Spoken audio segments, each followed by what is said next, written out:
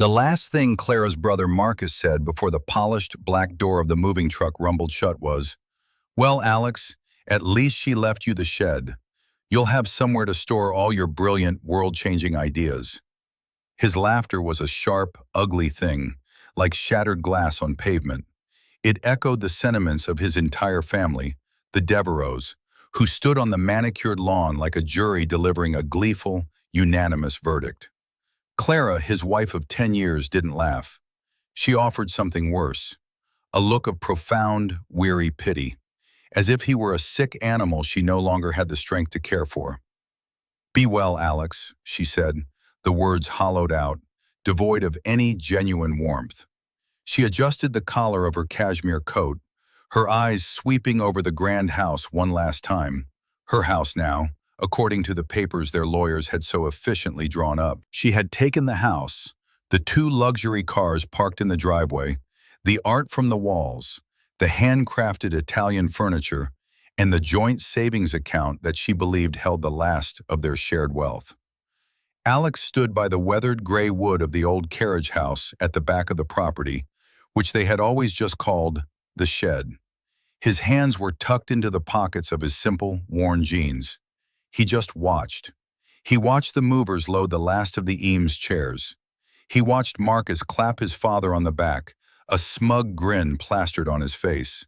He watched Clara's mother dab at a dry eye with a silk handkerchief, a theatrical gesture of sorrow that fooled no one.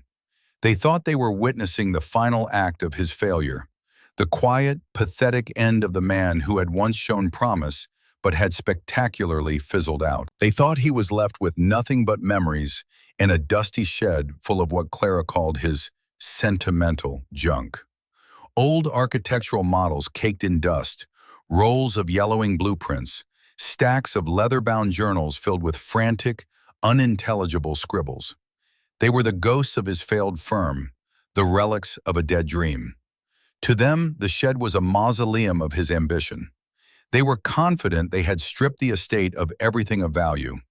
What they didn't know, what they couldn't possibly comprehend in their relentless pursuit of the visible and the immediate, was that they had taken the liabilities and left behind the asset. They had meticulously packed up and driven away with the cage, leaving the uncaged tiger standing quietly in the sun. Within that dusty, forgotten shed, amidst the so-called junk, lay the meticulously documented intellectual property, the foundational patents, and the signed, multi-phase contract for a revolutionary, sustainable architectural system. Its value wasn't sentimental. It was $3.2 million, and that was just the beginning. Hey everyone, thank you for joining me for this story. I have a feeling this is one you're going to enjoy. If you like stories about the underdog getting their moment, make sure to hit that like button and subscribe so you don't miss what happens next. And just for fun, let me know in the comments where you're watching from today. It's always amazing to see how far these stories travel. Now, let's get back to it. The movers were gone, the Devereaux were gone, and Alex was finally alone. The silence that descended upon the property was immense, a physical presence that filled the void left by the rumbling truck and the sharp voices. It was not an empty silence, however. For Alex, it was the sound of a pressure valve finally being released. For 5 years, he had lived inside a cacophony of quiet disapproval, of condescending advice and barely veiled scorn. Now there was only the whisper of the wind through the oak trees that lined the property, and the steady, rhythmic beat of his own heart. He turned and placed a hand on the rough, sun-bleached wood of the shed door.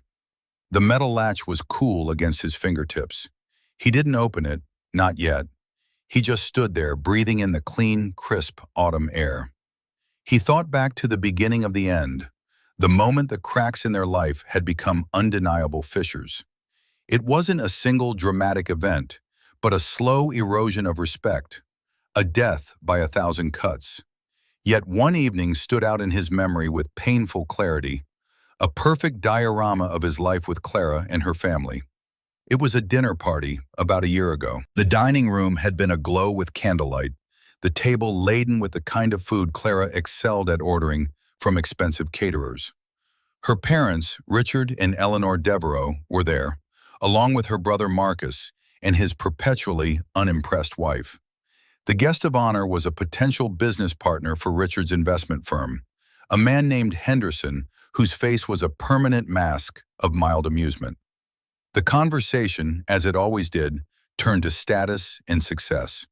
Richard was holding court, booming about a recent acquisition. Marcus, ever the sycophant, was lauding his father's genius.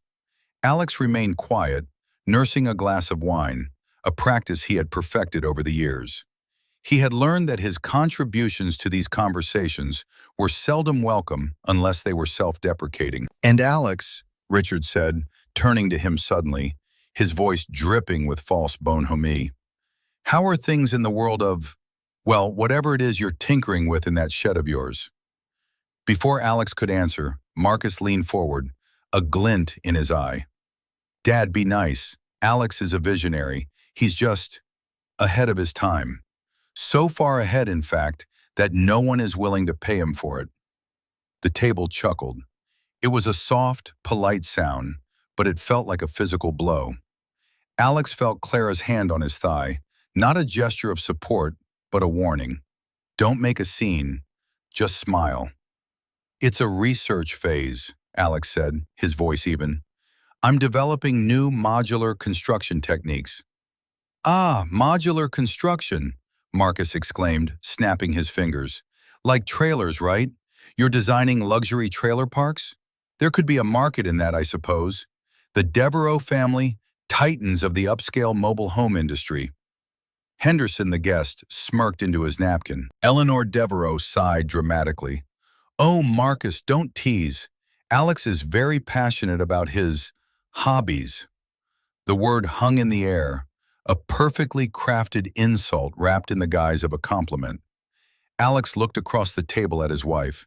He saw the flicker of embarrassment in her eyes, the slight tightening of her lips. She was ashamed of him. In that moment, it was as clear as the crystal glass in his hand. She was not his partner. She was his curator, and he was an exhibit she wished she could store in the basement. He felt a familiar, cold knot forming in his stomach. He reached into the inner pocket of his jacket, his fingers brushing against the smooth, carved wood of a small box he always carried with him. It was a habit, a grounding mechanism. The box contained nothing more than a few prototype connectors he had designed, tiny, intricate pieces of metal and composite material. They were insignificant to anyone else, but to him, they were the heart of everything. Touching the box was a silent reminder of the world that existed beyond this dining room, a world where his work had merit and meaning. "Something like that," Alex finally replied to Marcus, offering a thin, placid smile. He refused to give them the satisfaction of an argument. He would not wrestle with them in the mud. He had learned that was their arena, and he would only emerge dirtied and defeated. His arena was different. It was quiet, it was methodical, and it was patient. And in his arena, he was already winning. He just hadn't told them the game had started. That night, after the guests had left, Clara had turned on him. "Could you not have just played along? Why do you have to be so earnest about that ridiculous project? You made me look like a fool." "I made you look like a fool?" Alex had asked, his voice dangerously quiet. "Your brother compared my life's work to a trailer park, and I'm the one who embarrassed you?" "It's not your life's work, Alex. That's the point," she had shot back, her voice rising. "Your firm failed. It's over. This thing in the shed is a fantasy you've constructed so you don't have to face reality. We are running out of money, and you are playing with blocks like a child." He didn't tell her that his fantasy was already generating 6 figures in consulting fees, paid to a sole proprietorship she knew nothing about. He didn't tell her that the money she thought was the last of their savings was, in fact, a carefully managed allowance he paid himself, while the bulk of his earnings was being reinvested into patents, materials, and a portfolio she couldn't touch. He didn't tell her because he knew she wouldn't believe him. Or worse, she would, and she would see it not as their salvation, but as her personal property. He had made a decision that night. He would continue to build his new world in silence. And he would wait. He would let them believe he was a failure, a ghost. Because ghosts are underestimated. Ghosts are ignored. And that, he was beginning to realize, was a profound strategic advantage. Standing now in the silence of his reclaimed property, he finally lowered his hand from the shed door. The past was a closed book. It was time to open a new one. The weeks following that disastrous dinner party saw the pressure from Clara intensify. The shed, once a mere symbol of his perceived failure, became a tangible point of contention, an obsession. It was no longer enough for her to ignore it. She wanted it gone. It was a physical reminder of the man she thought he was, and its presence marred the perfect, successful facade she was desperately trying to maintain. "It's an eyesore, Alex," she declared one Saturday morning, standing with her hands on her hips at the kitchen window, staring out at the small structure. "Look at it. The paint is peeling. It brings down the whole value of the property. It's a 100-year-old carriage house, Clara. It's supposed to look like that. It has character," he replied calmly, not looking up from his coffee. "It has termites, is what it has," she retorted. "I want to tear it down. We could put in a proper 3-car garage, maybe with a guest suite above it. That would add real value." "I'm using it," he said simply. "You're hoarding junk in it. I walked past yesterday and the door was open. It's a fire hazard. Stacks of paper and weird little wooden things everywhere. It's not healthy." "It's my workspace." She laughed, a sharp, brittle sound. "A workspace? Alex, your work is sitting at that laptop for 2 hours a day, answering emails for some pathetic freelance gig that pays pennies. The rest of the time you're in there, hiding. It's time to grow up. We need the space, and frankly, we need the money that a proper garage would add to the home's equity." He knew arguing was pointless. Her mind was made up. He had become an obstacle to her vision of their life. 2 days later, he came home to find a cheerful, portly man in a cheap suit standing on the lawn with a clipboard, squinting at the shed. Clara was beside him, pointing and talking animatedly. "Alex, perfect timing," she called out, waving him over. "This is Mr. Gable, from Prime Realty. I asked him to give us an estimate on the property value and to assess the cost-benefit of removing this." She gestured at the shed as if it were a pile of medical waste. Mr. Gable extended a soft, damp hand. "Pleasure to meet you, Mr. Jensen. Your wife was just explaining your plans for a new garage structure. Excellent idea. Really maximize the footprint." Alex nodded, his expression unreadable. "Clara, we didn't agree to this." "We're just exploring our options, darling," she said, her smile tight. "Well," Gable said, flipping a page on his clipboard, "the main house is a beauty. Solid construction, great location. But she's right," he jerked a thumb toward the shed. "This old fella is a detriment. From an appraisal standpoint, it's a liability. Cost of removal, potential foundation issues. You'd be better off with a flat patch of grass. As for what's inside," he peered toward the door. "Your wife mentioned old hobby materials? Unless you've got a vintage Ferrari under a tarp in there, it's all calculated as haul-away cost." Alex felt a slow, cold anger coiling in his gut.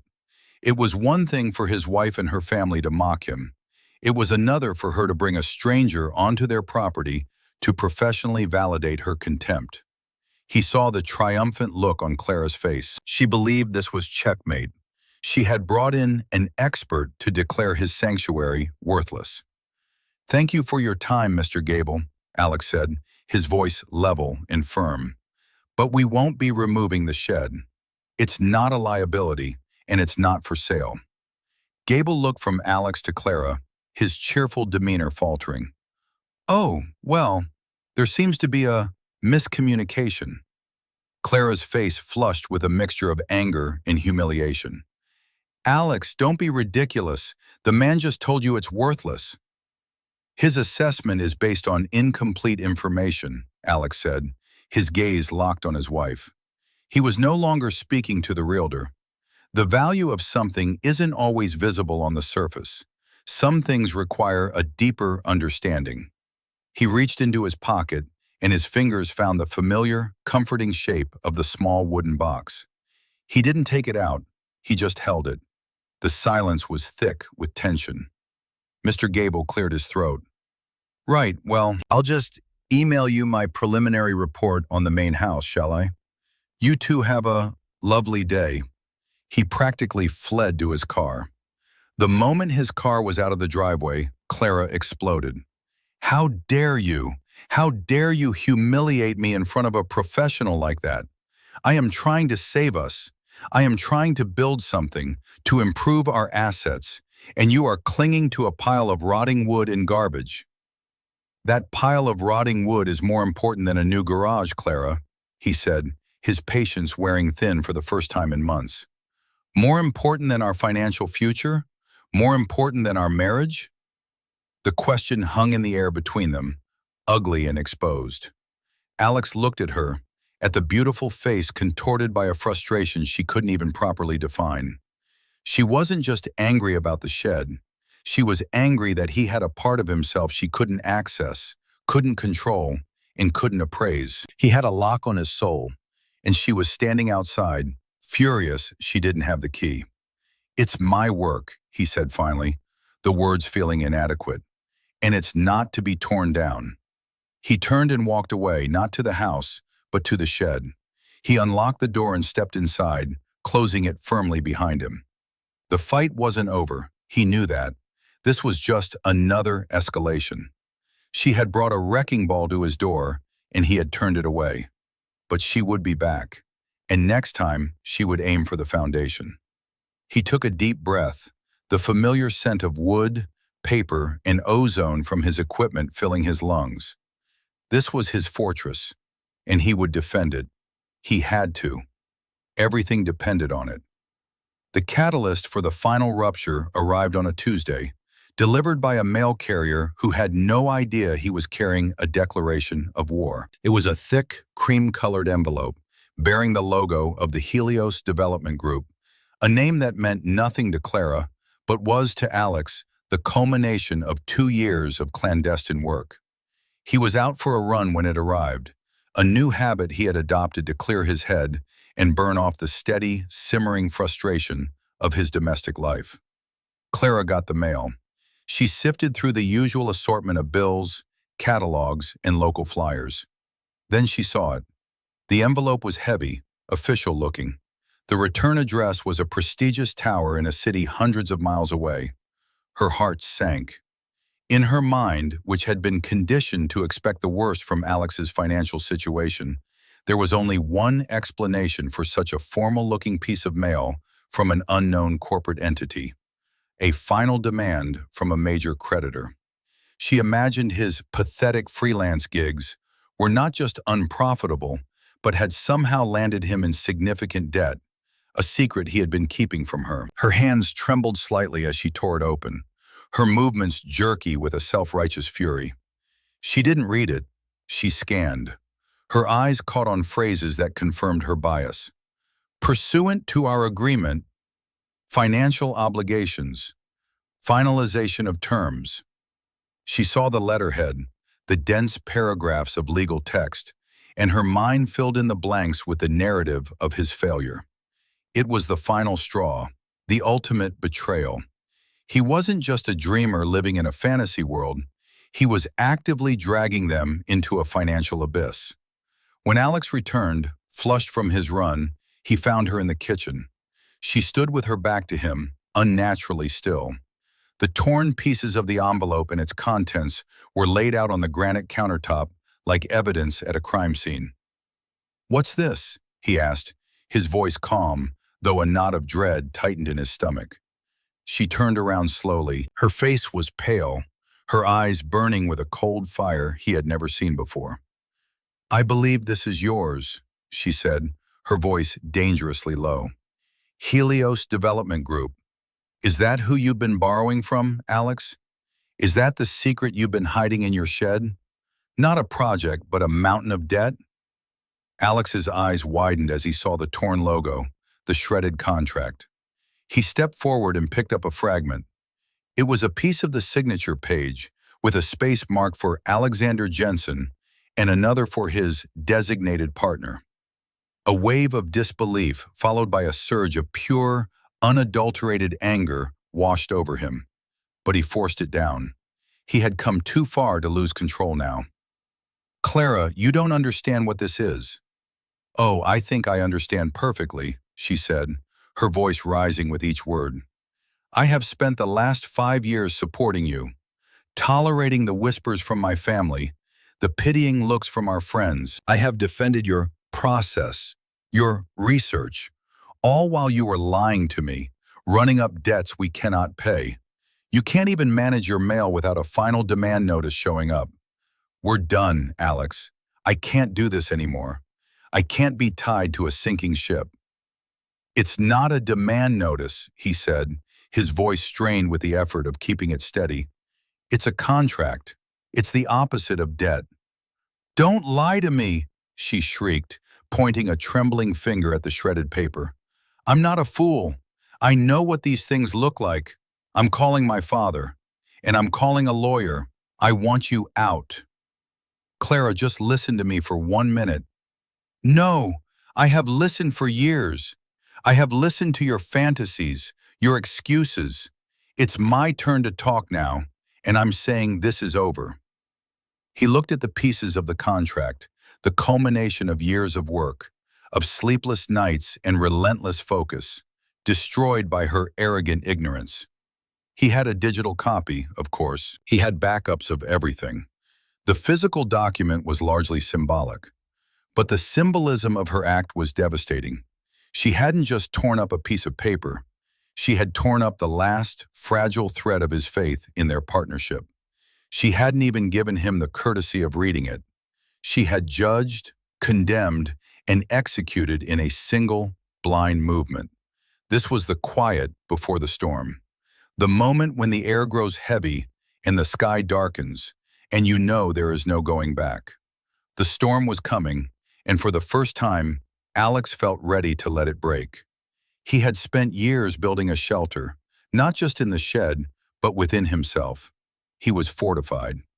"Fine," he said, his voice suddenly devoid of all emotion. It was a simple, devastating final word. Clara recoiled slightly, as if she had expected him to beg, to plead. His quiet acceptance was more unnerving than any argument. "Fine?" she repeated, her voice uncertain. "Fine," he said again, his eyes as cold and clear as ice. "You want me out? You want this to be over? Fine." He turned and walked out of the kitchen, leaving her standing there with the ruins of a fortune she had mistaken for a bill. He went to his shed, unlocked the door, and stepped inside. He took the small, carved wooden box from a shelf and opened it. Inside, nestled on a bed of black velvet, was a single, pristine copy of the Helios contract, which he had printed that morning in anticipation of its official arrival. He also had a flash drive containing every blueprint, every patent application, every piece of correspondence. He had been preparing for this day, not with hope, but with a grim sense of inevitability. He had hoped he would be wrong about her. Today, she had proven him right. The storm had arrived, and he was the one holding the lightning. The day of the great exodus dawned bright and painfully clear. It was the kind of perfect autumn day that felt like a mockery, the sky a brilliant, cloudless blue. Alex had slept in the guest room for the past week, a silent truce holding between him and Clara. Their communication had been reduced to clipped, functional text messages about logistics. Lawyers had been involved. Papers had been signed with a speed that spoke to Clara's desperation to be free of him. She had been, in her lawyer's words, exceedingly generous. She was leaving him the shed and its contents, a concession she presented as an act of pity. Let him keep his toys, she had told her father over the phone, a conversation Alex had unintentionally overheard. Now the house was swarming with movers in navy blue uniforms. They moved with an efficient, impersonal rhythm, wrapping priceless art in blankets and loading antique furniture onto the waiting truck. The Devereaux family had assembled on the lawn, a self-appointed honor guard for Clara's liberation. Richard, her father, stood with his arms crossed, a look of grim satisfaction on his face. Eleanor, her mother, was directing the movers with the imperious air of a field marshal, questioning their handling of her daughter's possessions. And Marcus, ever the vulture, was circling, making snide comments just loud enough for Alex to hear.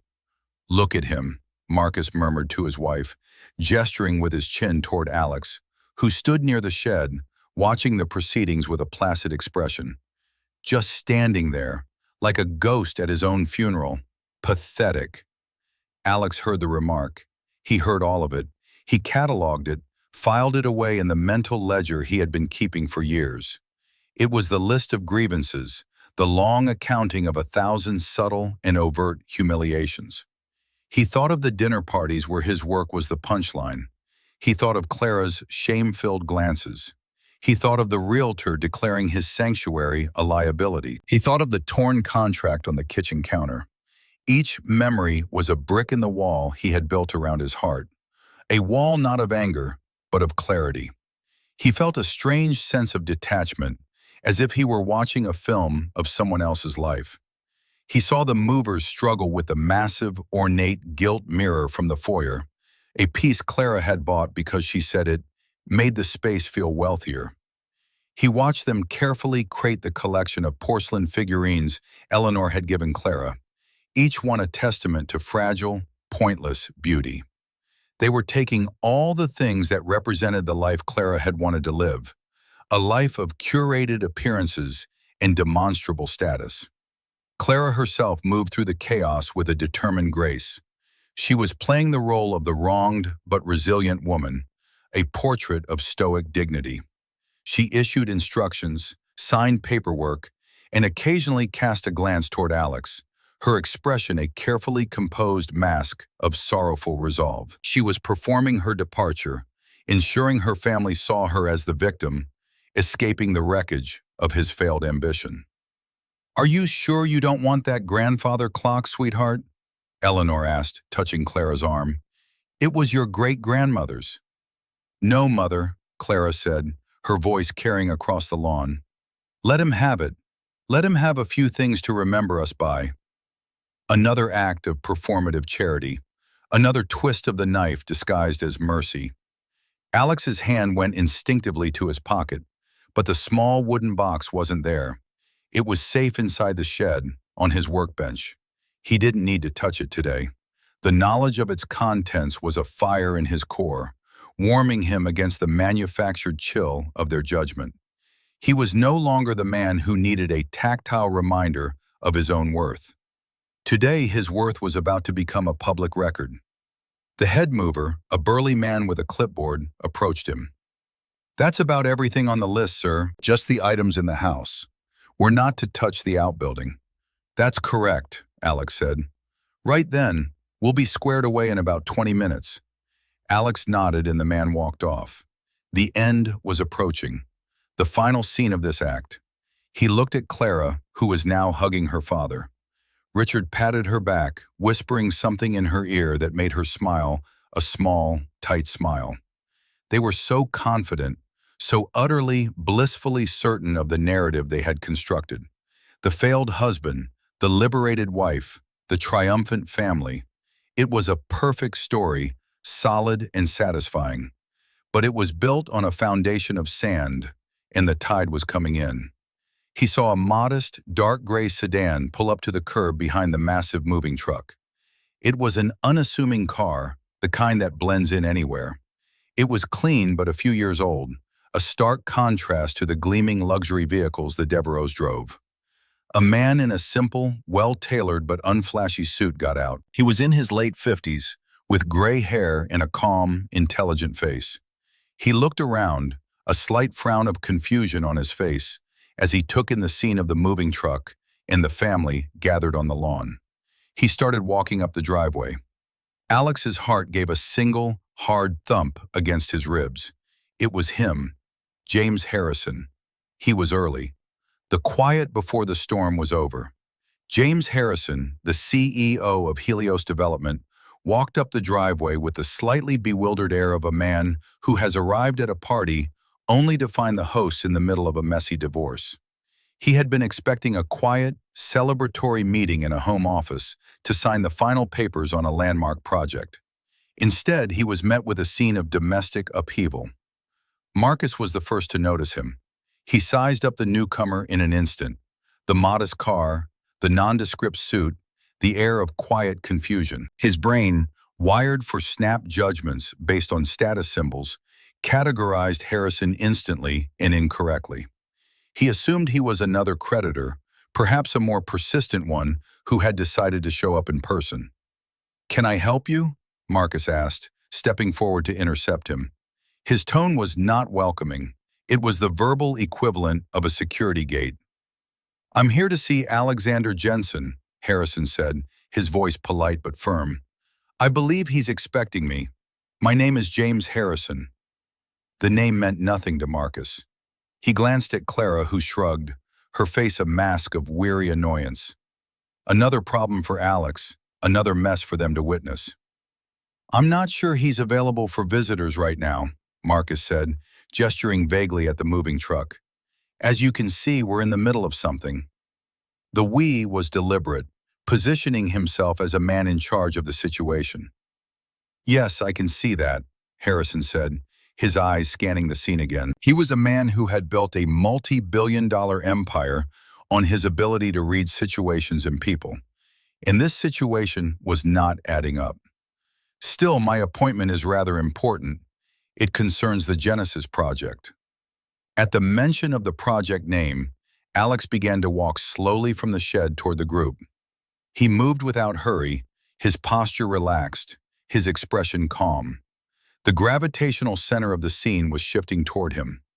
Clara, hearing the unfamiliar project name, stepped forward. Her patience was gone. She saw Harrison as one more complication in a day already fraught with emotion and logistics. "Look, Mr. Harrison, whatever business you think you have with Alex, it will have to wait. He's not in a position to be making any financial commitments right now. If he owes you money, you'll have to get in line with everyone else." A flicker of genuine surprise crossed Harrison's face. "Owes me money?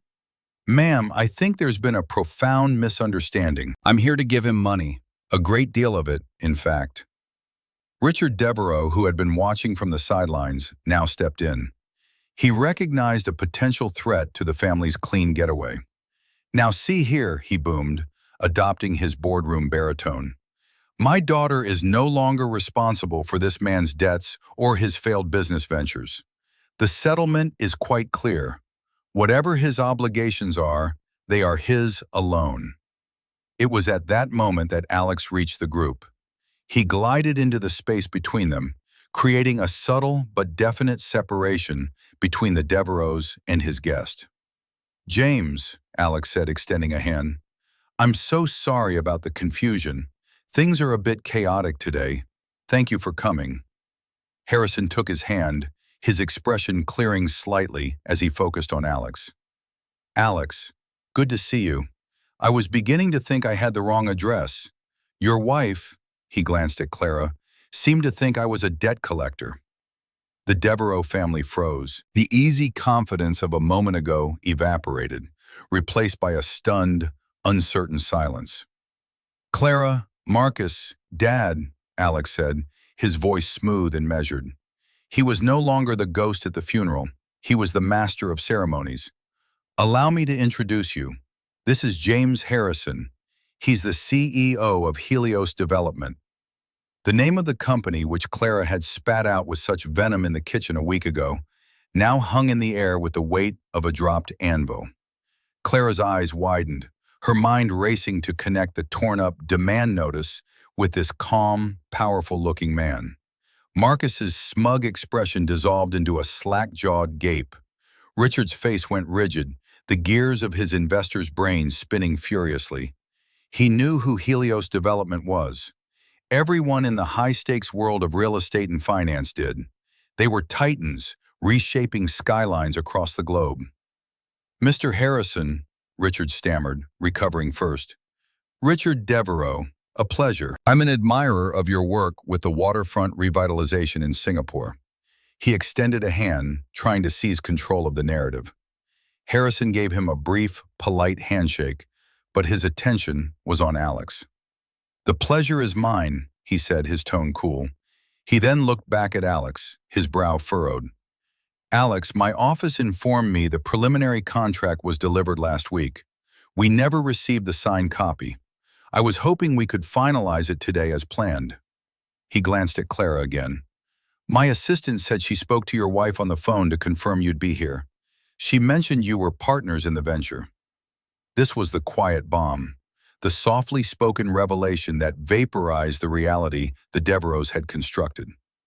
Clara felt the blood drain from her face. She remembered the phone call now. A polite woman asking to speak to Mr. Jensen about the Helios contract, confirming he and his partner would be available. Clara had assumed partner meant a business partner in failure, and had curtly informed the woman that Mr. Jensen's affairs were no longer her concern. And then the final piece clicked into place with sickening clarity. The thick, cream-colored envelope, the dense legal text, the signature page. It wasn't a bill. It was an offer. Alex looked at Harrison, then let his gaze drift to Clara. He saw the dawning horror in her eyes, the slow-motion implosion of her entire worldview. There was a small issue with the delivery of the first copy, Alex said, his voice carrying a note of profound, almost theatrical understatement. It was misplaced.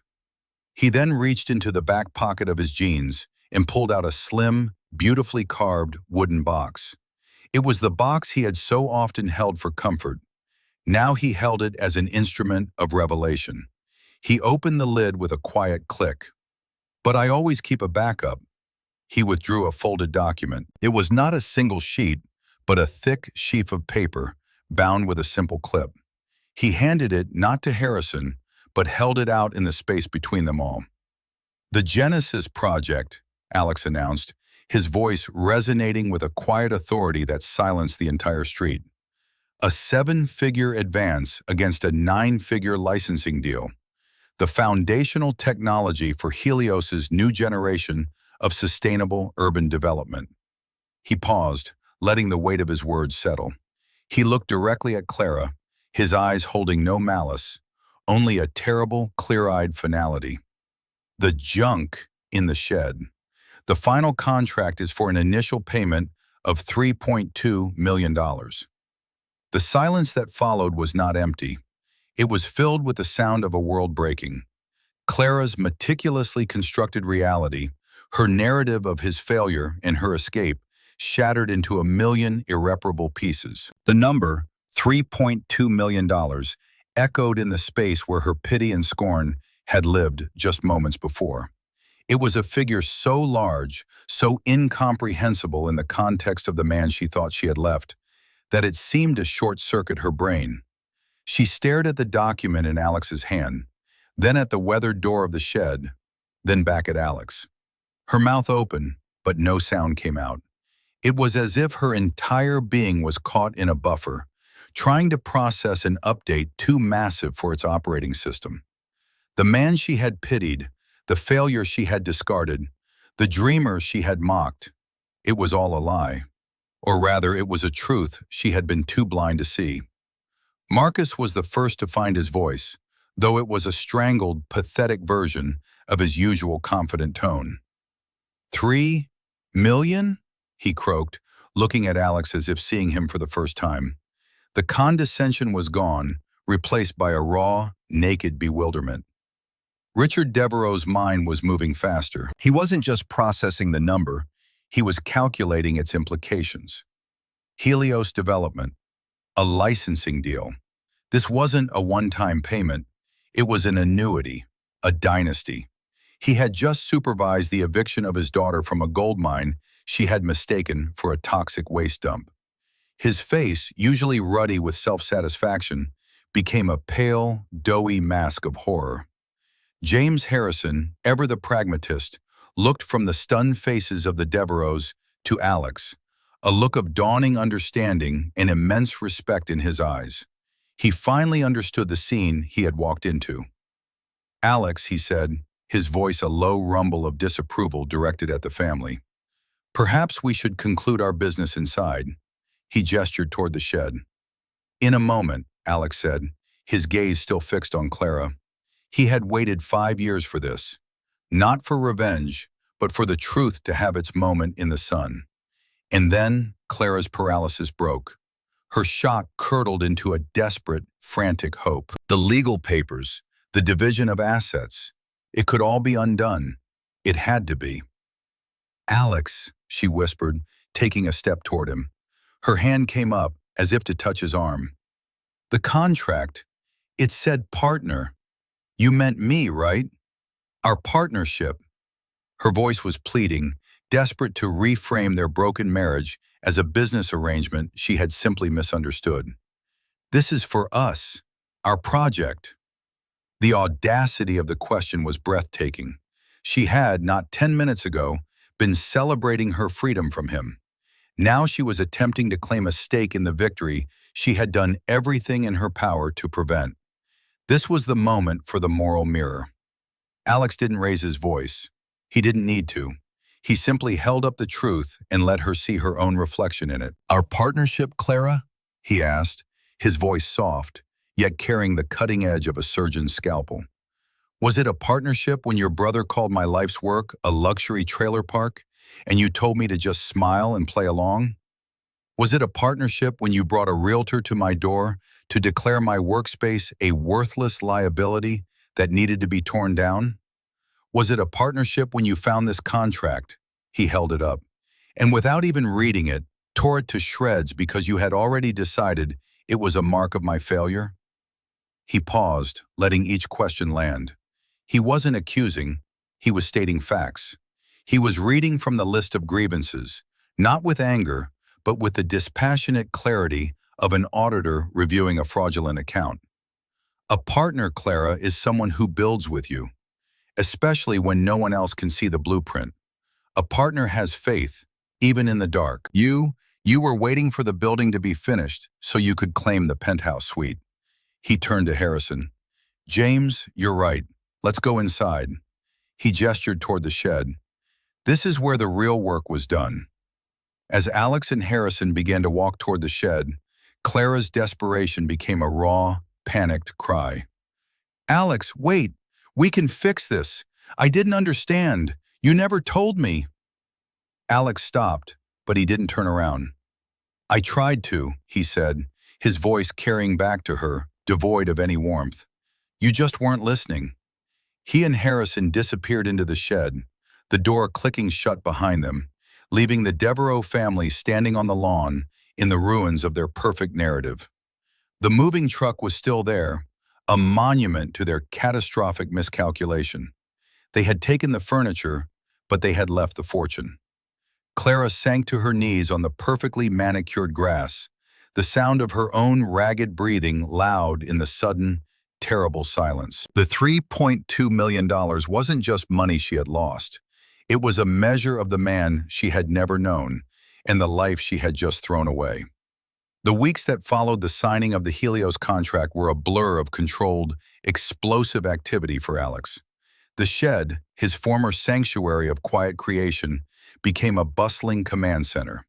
Teams of engineers, lawyers, and project managers from Helios Development came and went, their expressions a mixture of awe and reverence as Alex walked them through his designs. The dusty models were now priceless prototypes. The yellowing blueprints were the sacred texts of a new architectural gospel. The world that had existed only in his mind and in that small wooden building was now being rendered in steel, glass, and sustainable composites on a global scale. The news broke in the financial press a month later. It wasn't a small article tucked away in the business section. It was a headline feature. "Helios bets billions on unknown architect's revolutionary Genesis system." The story painted Alex Jensen not as an overnight success, but as a quiet genius who had worked for years, perfecting a vision that would change the face of urban construction.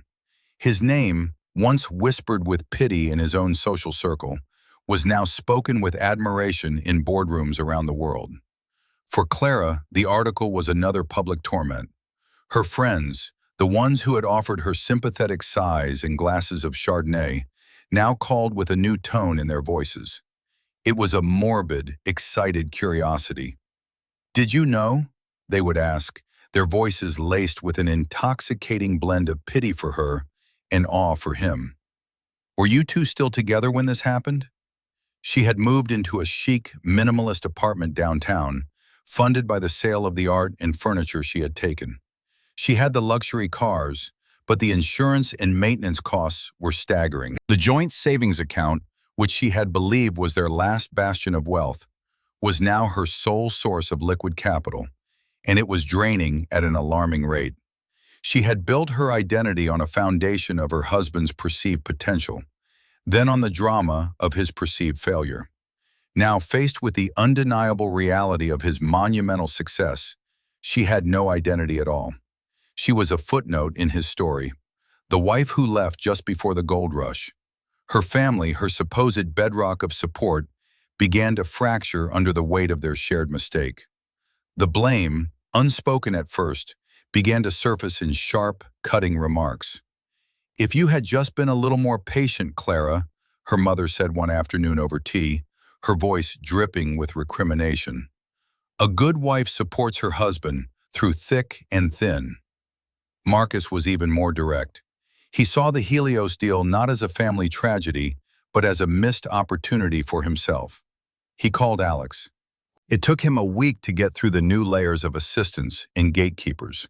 When he finally did, his voice was slick with a false, hearty familiarity. "Alex, my man, incredible news, just incredible. I knew you had it in you, buddy. I was always your biggest supporter, you know that." Alex, sitting in his new spacious office overlooking the city, leaned back in his chair. He could almost smell the desperation through the phone. "Is that so, Marcus? I seem to recall my biggest supporter referring to my work as luxury trailer parks. Or was that someone else?" There was a moment of sputtering on the other end of the line. "Ah, you know me, Alex. Just busting your chops. A little friendly ribbing. Listen, the reason I'm calling, now that you're scaling up, you're going to need smart people on your team. People who understand finance, investment, people you can trust. Family." Alex let the silence stretch, enjoying the squirming he could feel from miles away. "Marcus," he said finally, his voice flat and cold. "The team I'm building is based on merit, not on opportunistic apologies. I have no place for you. Do not call this office again." He hung up before Marcus could respond. It gave him no pleasure, only a sense of grim necessity. He was pruning the dead branches from his life. The most profound consequence, however, was the utter isolation of Clara. She had been the silent enabler, the one who had stood by and allowed the mockery, who had prioritized appearances over partnership. Now she was truly alone. Her family saw her as the person who had fumbled their ticket to unimaginable wealth.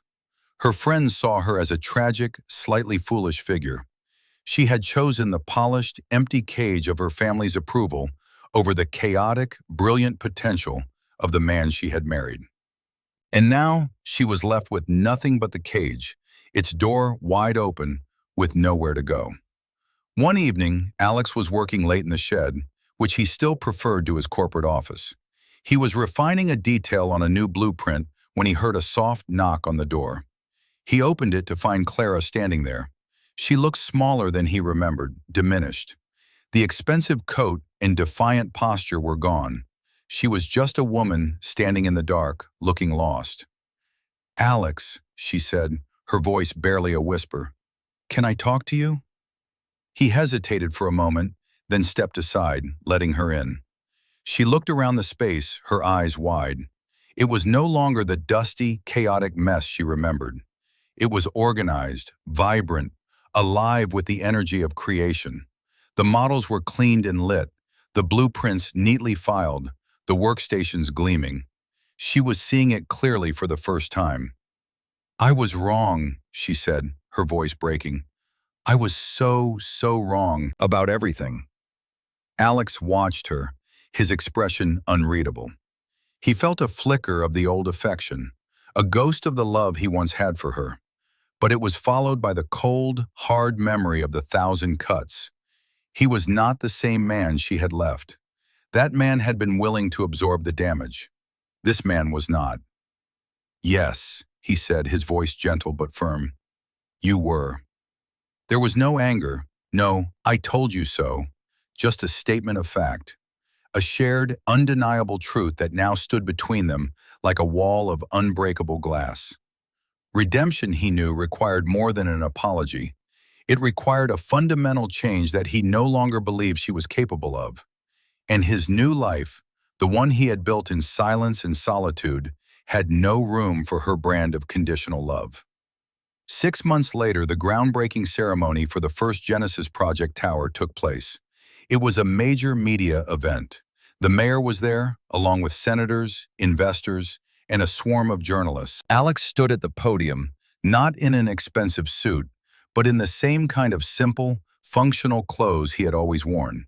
He spoke not of profit or prestige, but of community, sustainability, and the beauty of functional design. He was not the triumphant victor gloating over his vanquished foes. He was a creator, finally given the tools to build. His speech was met with thunderous applause. As he stepped down from the podium, accepting handshakes and congratulations, his eyes scanned the crowd. And for a moment, he saw her. Clara was standing at the very back, behind the velvet ropes, a face in the crowd. She was not trying to get his attention. She was just watching. Their eyes met for a brief, fleeting second across the distance. He saw no anger in her expression, no desperation. He saw only a profound and quiet sadness, a recognition of a loss that could never be recovered. It wasn't the loss of the money, it was the loss of the shared dream she had never known existed. Alex gave a slight, almost imperceptible nod. It was not a gesture of forgiveness, nor of invitation.